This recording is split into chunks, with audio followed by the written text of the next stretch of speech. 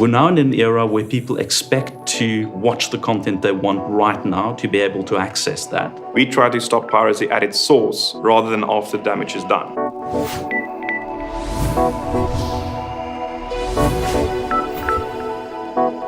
One morning around the coffee machine, we were talking about this very exciting new tech called Bitcoin and its blockchain. We suddenly realized there's a way you can protect stuff from piracy in a completely different way that wouldn't have been possible before this tech existed. We wrote up the patent, and it turned out that there is some interest in what we can do with this. A digital good you can download again and again and again, so people feel there's no real loss in making a copy of a movie and watching that rather than going to the cinema or renting a DVD. The moment a pirate copy is leaked online, the genie is out of the bottle. You can't put it back. Instead of looking for the downloader, we believe it's important to find the source of the piracy, because if you can stop the leak, you can delay that further propagation of the content in the piracy networks.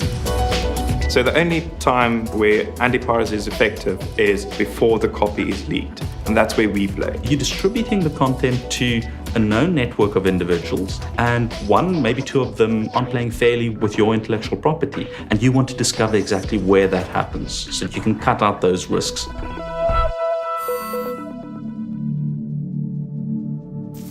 Early on, we got a grant from the Technology and Innovation Agency of 500,000 Rand. So that enabled us to hire our first developer, develop a prototype, explain what it does, and get some feedback. Fred and I got on a plane and we spent 3 weeks in Hollywood. Through the Bitcoin community, we got some good introductions to some of the major studios. People from Sony and Fox and Universal, and we were able to pitch the idea to them. The discussions with the movie producers at that stage made it clear that screener copies that get lost is one of those really vulnerable stages of the film's production. It's going to be released in the cinemas in a month's time, but you want to build up some marketing hype, so you send it out to 20, 30, maybe a couple of hundred newspaper reviewers, and that's the point where media is likely to leak. So say I have a book of secrets. So this is for me to see and for you to see, and that's all. We put a tiny little Bitcoin reward on each page of a book. Bitcoin enables us to do that at a very big scale.